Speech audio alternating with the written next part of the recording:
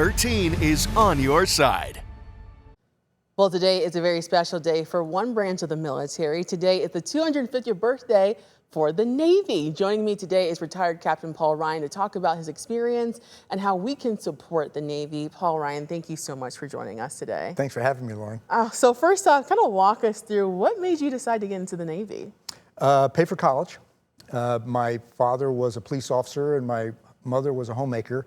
Weren't rich, and we thought that the best way to get through college was on an ROTC scholarship, and I got one, and that brought with it a commission in the Navy in 1975, 2 weeks after the Vietnam War ended. So I'm not a Vietnam vet. I came in the service right after that.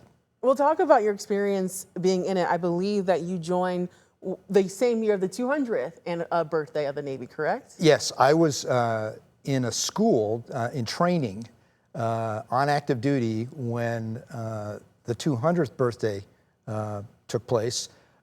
We all got a certificate. That certificate is still on my wall in my family room today. I served on active duty for 5 years. 3 of those years were on a destroyer out of the West Coast. We made one peacetime deployment to the Western Pacific. The ship that I was on was actually built in 1946. Wow. And it was pretty old.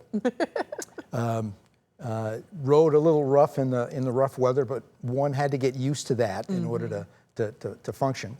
Left active duty in 1980, and I joined the Navy Reserve right after that, and was in the reserve for 25 years. Wow. And talk about what it was like to be in the Navy. I know that some people that we talk to, they talk about their service, others talk about the friendships that they made, the experiences they were able to experience. What were your biggest takeaways? Well, it's very different now than it was then. One of the biggest changes that occurred while I was on active duty was that women were allowed to serve on board ships. Back then, when that first happened in the late 70s, there were only certain types of ships, supply ships and things like that, that they could serve on, but now that's all changed. And women can serve on warships, what we call combatants.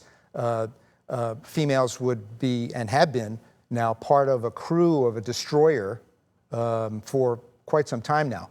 Another change that I've seen in the time that I was during my career, a much more of a reliance on physical fitness. It was sort of a, okay, maybe yes, maybe no.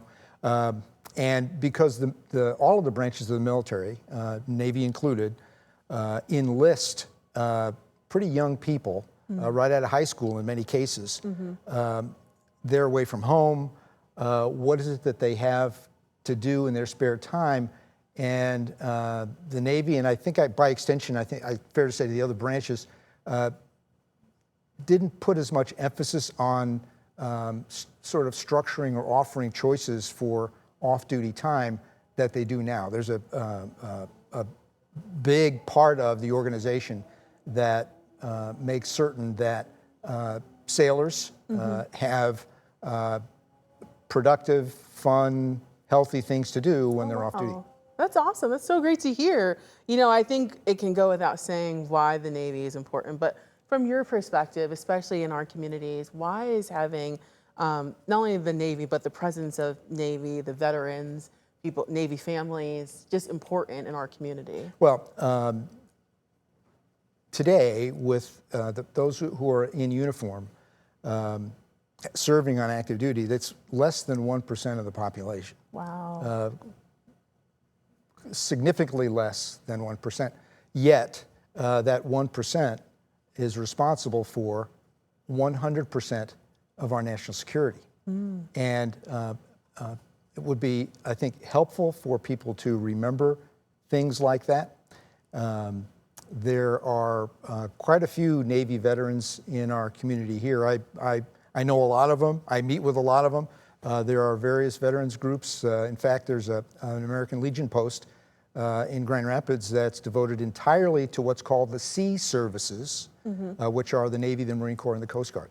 And you have to be a member of one of those branches or a veteran of one of those branches to join. So there's a pretty robust presence in the Grand Rapids area, the West Michigan area, for Navy veterans, even though geographically, and the term of art in the Navy is we are not close to what's called a fleet concentration area.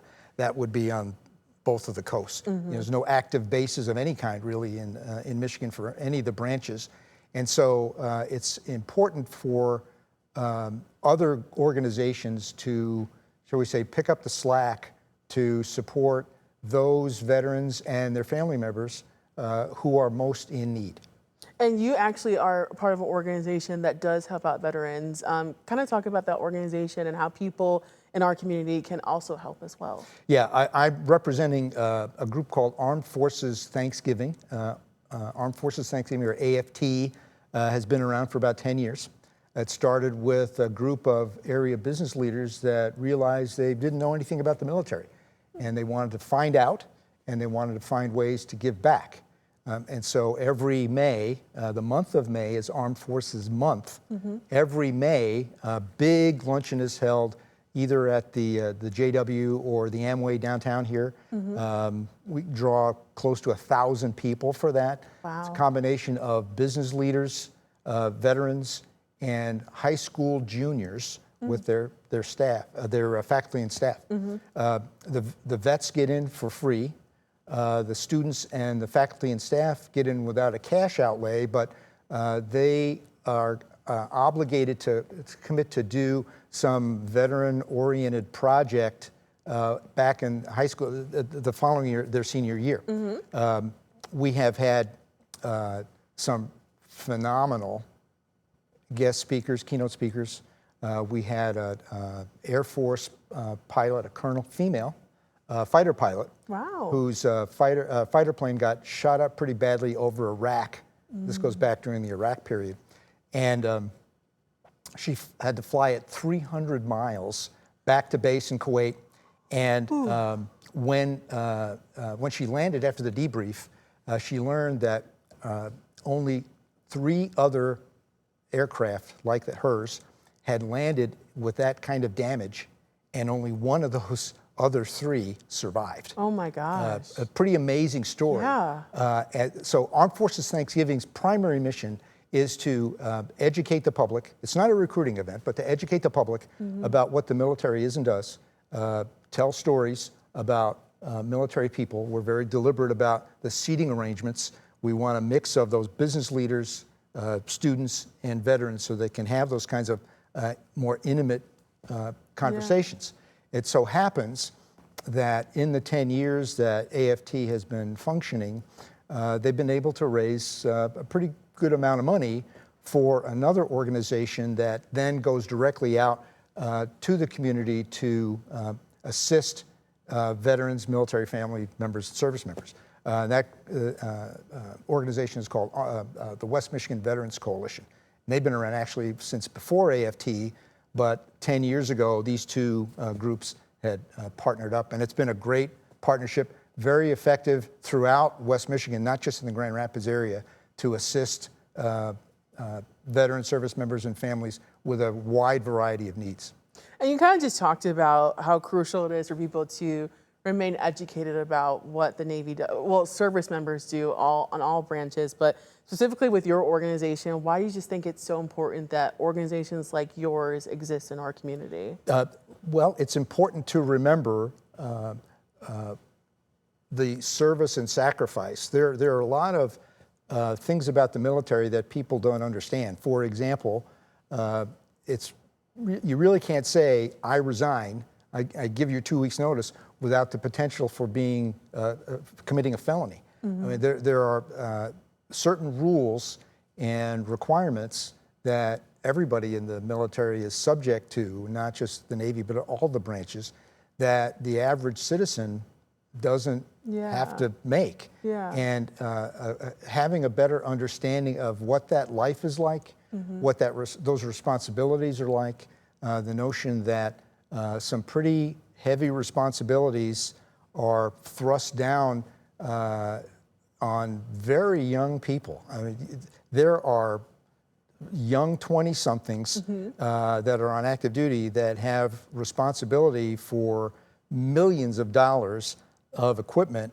And if something goes, not just maintaining it, but operating it, and if something goes wrong, there's either a lot of property damage or somebody can get hurt. And the training that these very young, pardon me for saying kids, very young kids have to go through to execute their responsibilities properly is something that I think a lot of people in the general public don't really have a feel for. Armed Forces Thanksgiving tries to deliver that. And I imagine it's very important to also deliver that, not just on days that we naturally think about our servicemen and women. You know, we tend to, there's certain holidays that are dedicated to that, but like you said, this event is in May, which is another time where people can sit and really think about it. Yeah, actually, that's a pet peeve of mine that a lot of folks come forward, a lot of the general public comes forward during, say, Veterans Day or Memorial Day. Memorial Day is set aside for those who were killed in action. Veterans Day is set aside for all veterans, anyone who served. One at the end of May, one at the second week of November.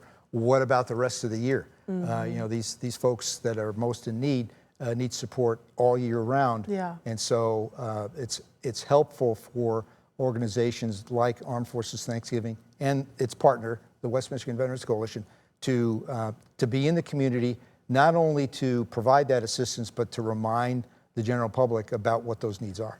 And so for people who are watching this interview and say, I would like to help out this organization, how can they? They can visit our website at armedforcesthx.org. And for the veterans that are listening, we would spell that phonetically, Armed Forces Tango Hotel X-ray.org. Awesome. Thank you so much. We really appreciate you coming in and talking about that today. Thank you, Lauren. Still to come, we're going to have a final look at weather. Plus, we're going to be also check in on our fall foliage and what that's going to be looking like soon. Stick around.